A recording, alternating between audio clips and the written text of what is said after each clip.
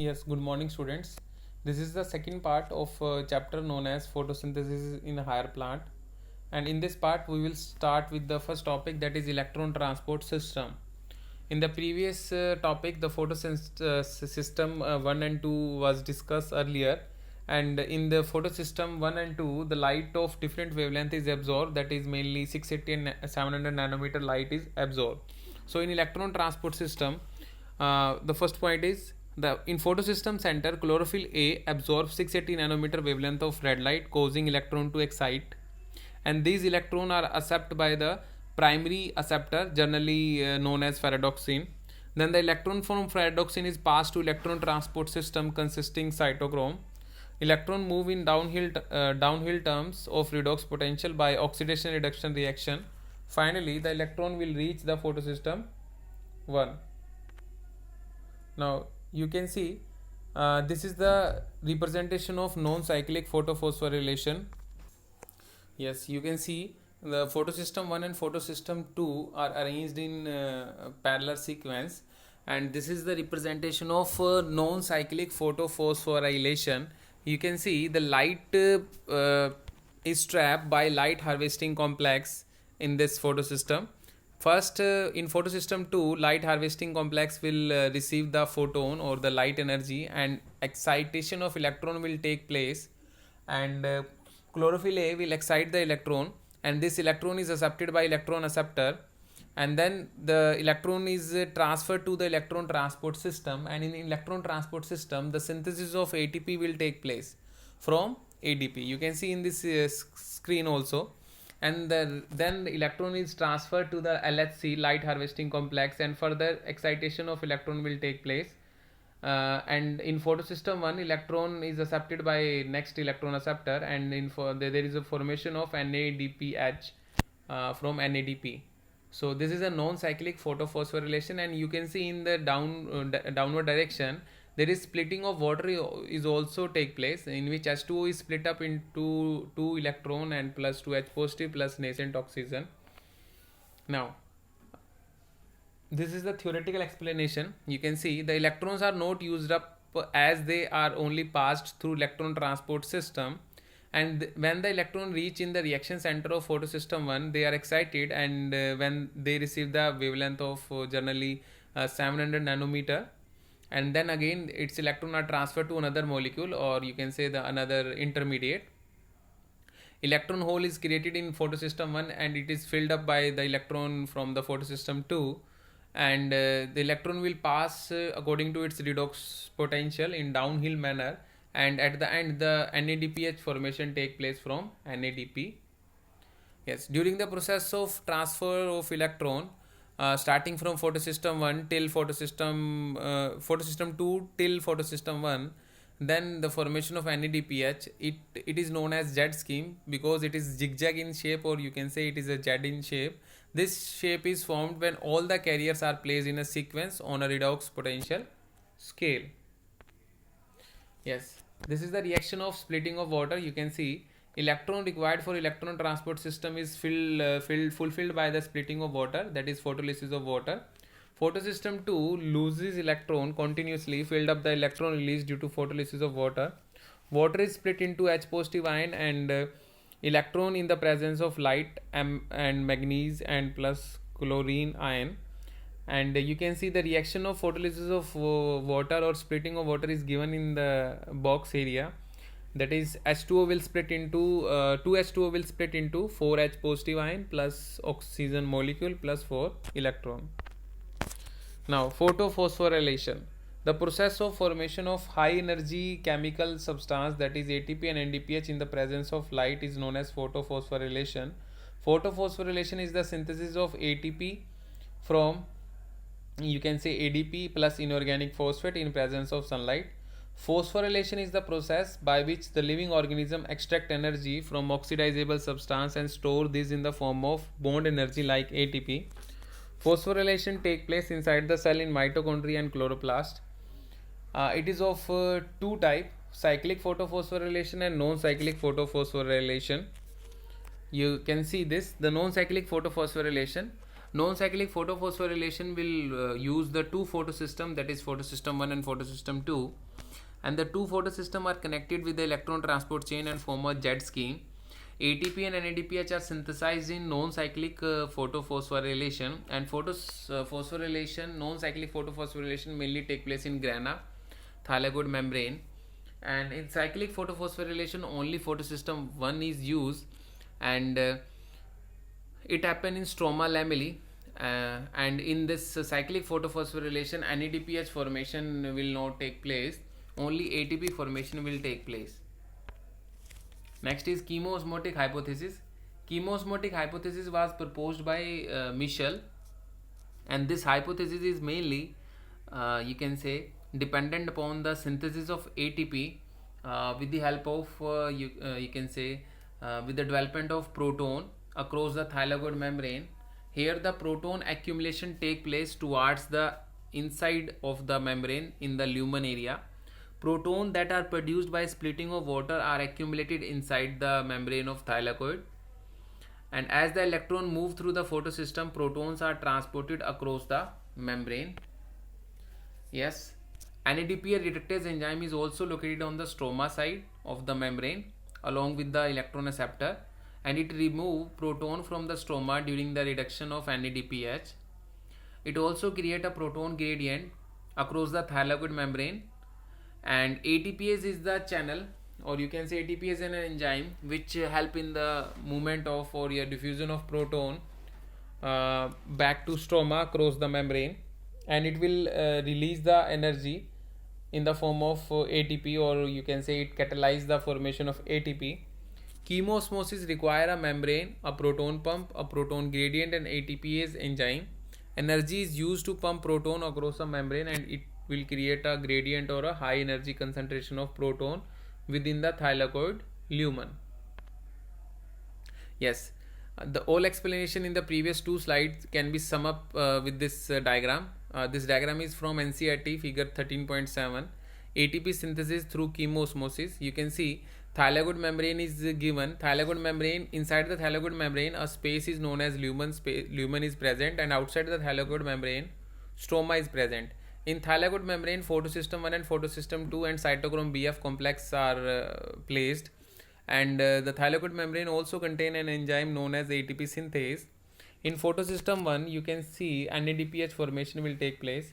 When the splitting of water take place in lumen, then the proton concentration will increase in the lumen area, and it will generate a gradient, or you can say it will generate a potential difference between lumen area and the stroma area. These protons will move from ATP synthase from F0 area to F1, and the protons remove from lumen to the stroma area, and it will lead to the formation of ATP from ADP.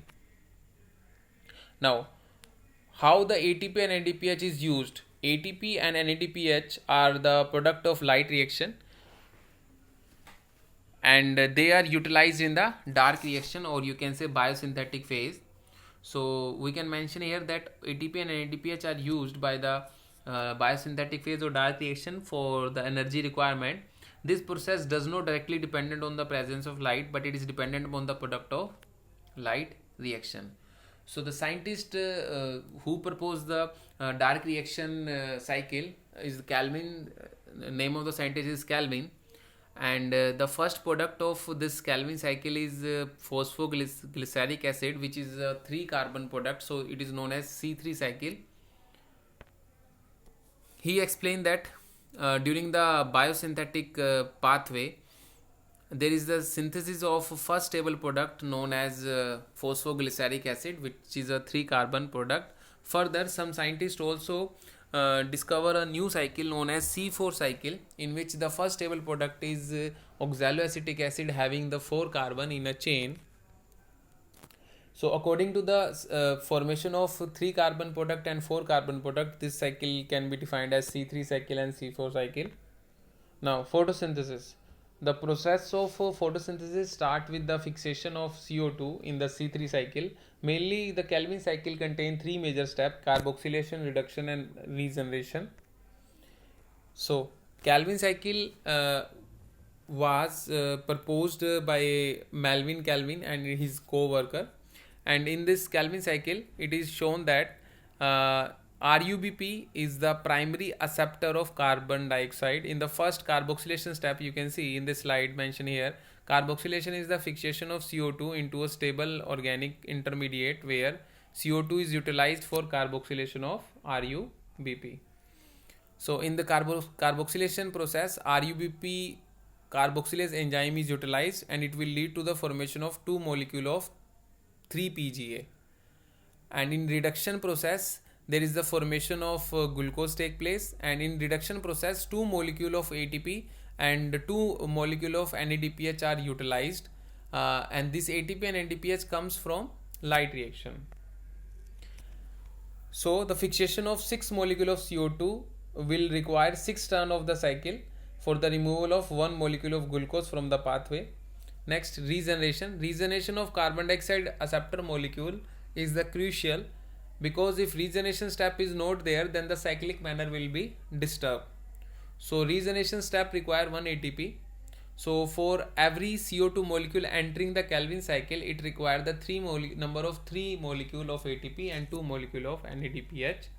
You can see this is the slide, or you can say this is the structure figure from NCERT of Calvin cycle.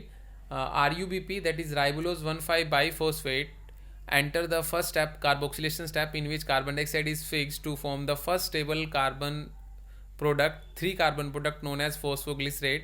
In the phosphoglycerate, reduction reaction take place, ATP and NADPH reduce to form ADP and NADP, and it will lead to the formation of triose phosphate and sugar and starch. And then triose phosphate enter the third step of Calvin cycle known as regeneration of RUBP. Here regeneration step you need ATP, 1 ATP, so it will lead to the formation of ribulose 1,5-biphosphate. Now C4 pathway. C4 pathway is mainly present in the dry plants, or you can say the cactus family plants. And in C4 pathway, the first stable product is having 4 carbon known as oxaloacetic acid. And C4 pathway plant also follow the Calvin cycle both. So C4 and C3 pathway differ in having the different shape of leaf anatomy. C4 plant has a special arrangement of you can say cell known as Kranz anatomy. So what is Kranz anatomy? In Kranz anatomy, vascular bundle cells are surrounded with the large cells known as bundle sheath cell, and it will give a wreath-like manner, you can say irregular shape known as Kranz shape. The bundle sheath cells may form several layers around the vascular bundle and have large number of chloroplasts, and they are, you can say, impermeable to gaseous exchange. The pathway followed by C4 plant is also known as Hatch-Slack pathway. And the tissue involved in C4 pathway are mesophyll and bundle sheath cell. The process starts in mesophyll when CO2 is accepted by primary carbon dioxide acceptor, which is a 3 carbon molecule, that is phosphoenol pyruvate, with the help of an enzyme known as phosphoenol pyruvate carboxylase. Mesophyll cells does not have Rubisco enzyme. So C4 acid will form, that is oxaloacetic acid will form. Oxaloacetic acid will transport it to the bundle sheath cell, and in bundle sheath cell 1 carbon dioxide molecule is released, so it will lead to the formation of 3 carbon molecule, and this 3 carbon molecule will transport it back where it is converted into phosphoenol pyruvate. So you can see this is the diagrammatic representation of Hatch-Slack pathway. This diagram is again from the NCERT. Hatch-Slack pathway or C4 cycle need 2 cells known as mesophyll cell and bundle sheath cell. Mesophyll cell has atmospheric carbon dioxide fixation point. With the help of phosphoenol pyruvate, it will lead to the formation of C4 acid, and this C4 acid is transported back to bundle sheath cell where decarboxylation will take place, that is removal of carbon dioxide will take place, and it will lead to the formation of C3 acid, and this C3 acid will transport it back to mesophyll cell area, and this C3 acid will regenerate to form phosphoenol pyruvate. So this is the cyclic manner in which carbon dioxide is fixed by phosphoenol pyruvate, C4 acid will form, then C3 acid will form, and C3 acid will again form the phosphoenol pyruvate. So these are the steps of C4 pathway. Next, What are the factors affecting photosynthesis? There are different factors which affect the photosynthesis, that is amount of sunlight, temperature, CO2, concentration, water. So Blackman proposed the law of limiting factor. He proposed that if a chemical process is affected by more than one factor, then the rate of the reaction will be determined the factor which is nearest to its minimum value. I am again repeating Blackman law of limiting factor. If the chemical process, or if the rate of chemical process is affected by more than one factor, then its rate will be determined by the factor which is nearest to its minimum value. It is the factor which directly affect the process of its quantity is change. First, light. Light is also a limiting factor in the photosynthesis process. At low intensity of light, there is the linear relationship between carbon dioxide fixation, and at high intensity of light the rate does not show further increase because other factor will be the limiting one. When increase in incident light beyond a point will take place, then the photosynthesis rate will also decreases. Second factor is carbon dioxide concentration. Carbon dioxide concentration is a major limiting factor for photosynthesis. It is very important to remember that carbon dioxide in the environment is at very low concentration, that is it is near about 0.03 to 0.04%. Increase in carbon dioxide up to 0.05% can increase the carbon dioxide fixation, and increase beyond this level can be damaging over longer period. Next is temperature. Temperature also play an important role in the photosynthesis because dark reaction is enzymatic controlled reaction. So light reactions are also sensitive to temperature, but to a very lesser extent. C4 plant have much higher temperature tolerance than C3 plant. The temperature optimum for a particular plant also depend upon its habitat. Tropical plants have higher temperature than the temperate plants. Next is water. Water is very essential for the photosynthesis because splitting of water will release the oxygen, as well as water also help in closing and opening of stomata.